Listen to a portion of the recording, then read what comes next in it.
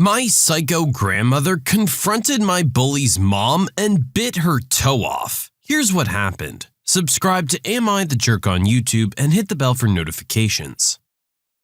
Okay, let me preface this story by stating that I'm well aware that it sounds absolutely insane. I don't really condone the behavior displayed therein, including my own. My family's a dumpster fire that gives trailer trash a bad name, and unfortunately, every word herein is true to the best of my recollection, because it happened about 25 years ago or so. My grandmother started having children young. She married at 13 and had my father when she was 14. So she wasn't quite as old as other grandmothers by the time I was born. She had full custody of me from the day I was born. I never went home from the hospital with my parents, which meant that my grandmother was the only mother I ever had. My father and mother didn't want to raise me because they were too busy using to give a crap about their baby. So they just gave me to her and bounced, which is why she had me to start with. It did not end well for me, but that's a topic for a whole other Reddit group. My grandmother has been dead 10 years now, and I still have nightmares about her. So that's a fair indication of the type of person she was. She was vicious, mentally manipulative, and had a temper like a powder keg. One tiny spark and it was on like Donkey Kong 100% of the time. She was also super possessive of me to a degree that was a little terrifying. It bordered on obsession, and it was not healthy. However, it meant that when something happened to me, she had no chill at all, ever. She would go from 0 to psycho in about 0.3 seconds, and it was at times a little bit awe-inspiring when it wasn't directed at me. It was a bit hypocritical though, since she was less than kind to me herself on a daily basis. But apparently in her mind, she was the only person allowed to treat me like crap. There was a particularly aggressive bully that lived near my house. He hated me, I hated him, and it was a constantly escalating problem. I was almost never allowed to go outside as a child, so when he bullied me it was always at school, and the staff turned a blind eye to it more often than not. Well, one day I came home from school during the 5th grade with a fat lip and a giant bruise on my face. My bully had managed to catch me between classes and had taken the opportunity to beat the crap out of me where nobody could see or report him for doing it. My grandmother snapped. She took me by the hand and we walked to the bully's house, and I stood in the driveway watching her knock on the door. I was petrified at the time because I knew the mood she was in, and I was also scared of the bully and his mom. I was a giant ball of vaguely human-shaped anxiety. And for good reason. Bully's mom opened the door and looked at my grandmother, and the conversation went essentially as follows. What? Your son put his hands on my little girl. And? The jerk didn't even try and deny it. She just lit herself a cigarette and blew the smoke in my grandmother's face, daring her to do something. Now, my grandmother wasn't a big lady. She was average-sized and about 5'5", so not particularly intimidating physically. But Bully's mother was a larger woman, about grandmother's height but much heavier, outweighing my grandmother by at least 60 pounds. So she wasn't impressed with my grandmother showing up at her door, and gave zero craps about her son's behavior or my grandmother's feelings about it. This was a big mistake, because about a half a second after Bully's mom blew that smoke in my grandmother's face, my grandmother didn't give her a single sound of warning before snatching her up by her hair, dragging her out of her own house with it and onto her front porch, and then promptly threw her off it face first, following her down the yard with murder in her eyes. It was a trailer porch, so it was actually a pretty decent drop because their trailer was set up higher than normal. For my part, I was absolutely certain that Bully's mom was gonna die at the time. As I said, my grandmother had issues, and that meant when she snapped.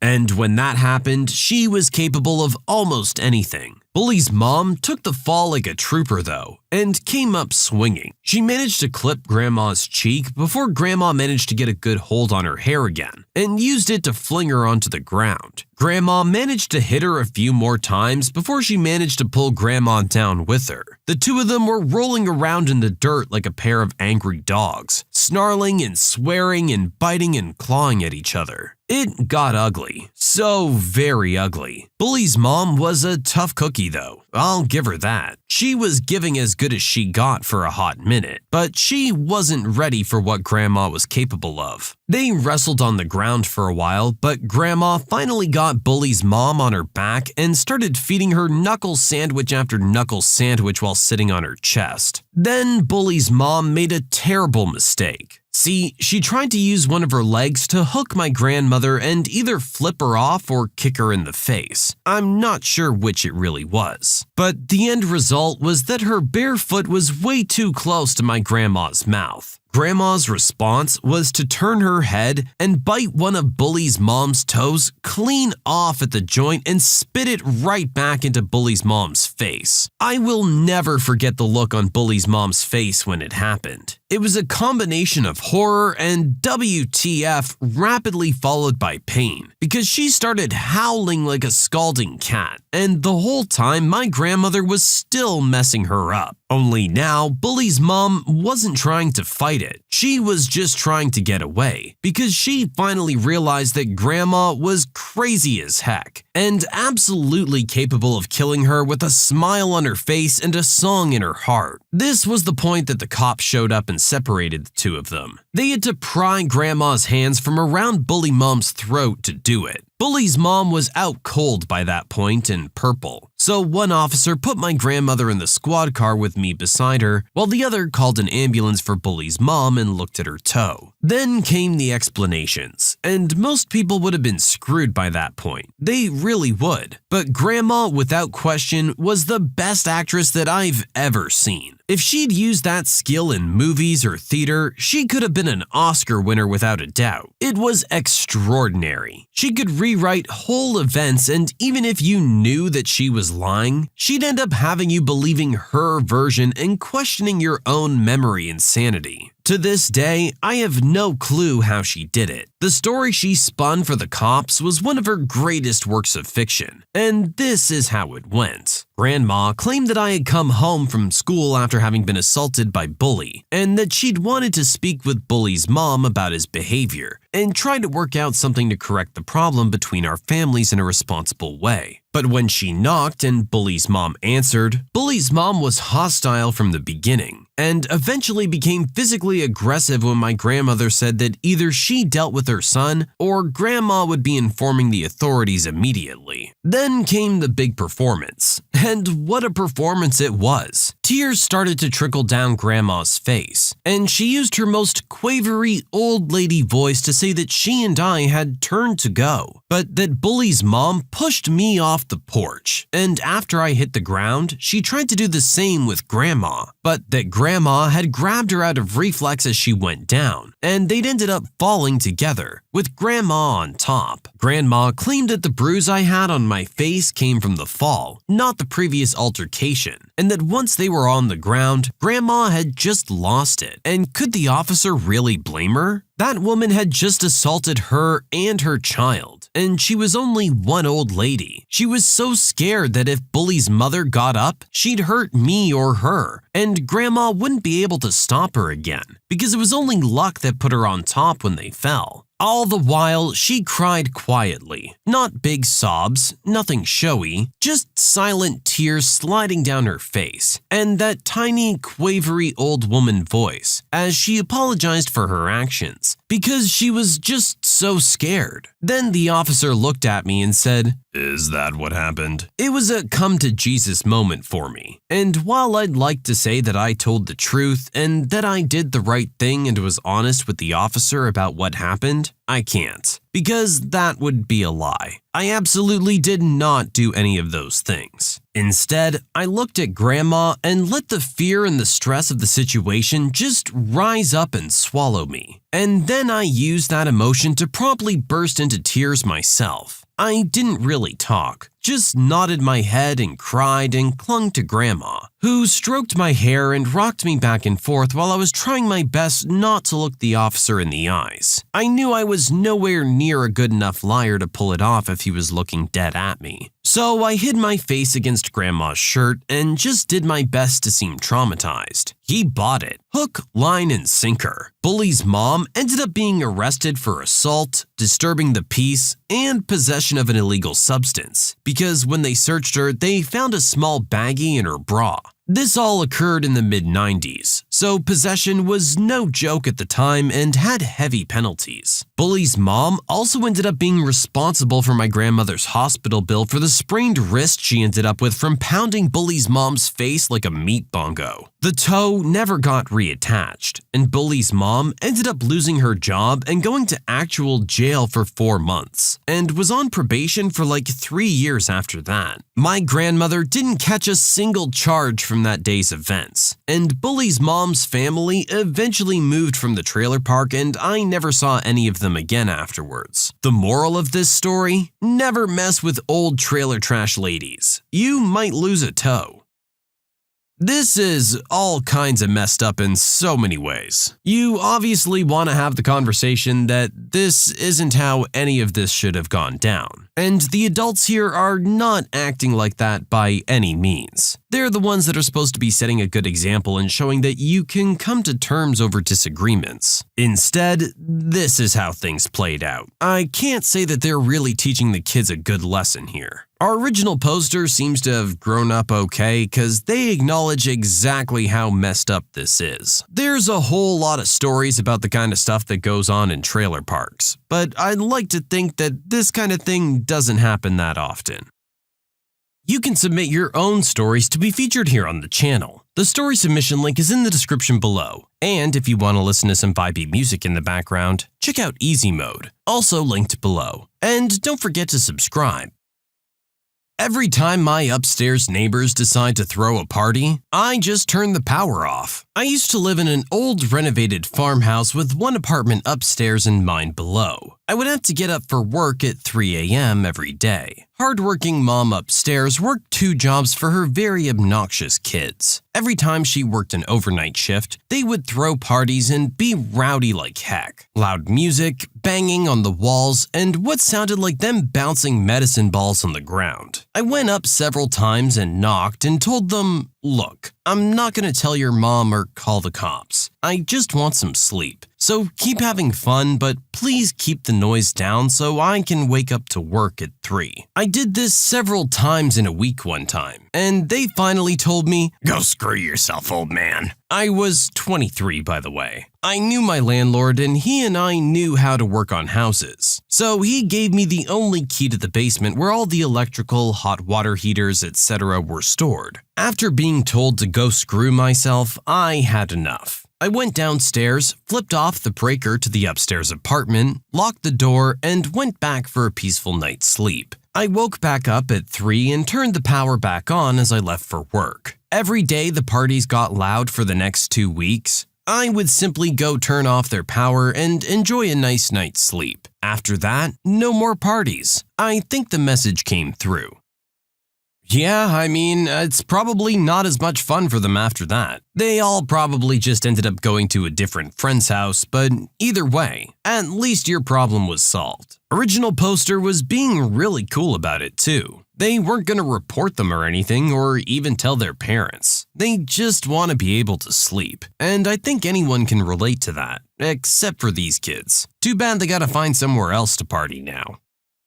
Today, I got to tell off my abusive ex in court, and it was so great. My ex is seriously a narcissistic sociopath. I didn't know this when we first got together, but 6 months into the relationship, I figured it out pretty quick. I was pregnant. He broke the condoms and I didn't know until later. And he had made me quit my jobs. Yes, plural. He didn't work until later on in the relationship. All of this was so that I would be dependent on him. Anyway, fast forward to the end of the relationship and he beats the crap out of me. I call the cops, pack my stuff, go to the hospital, and then to the police station. My mom picked me up the same night and took me back to her house. Skip ahead 2 months and my ex is behind bars awaiting his hearing. I go to his sentencing hearing and not only did they let me speak, they let both my parents speak. He couldn't speak to any of us and had to sit there and listen to whatever we said. My mom called him a crappy sperm donor and a no-good methed-out bum. My dad went off, and I seriously thought he was going to try to kill him. 15 minutes later, and it's my turn. I go off and tell him he's a jerk and I hate him. At the end, just before I end my speech, I look him dead in the eyes and say, "By the way, you have a tiny member and it's shaped funny." And I swear to God, the judge had to turn around because she was trying not to laugh. Best day ever.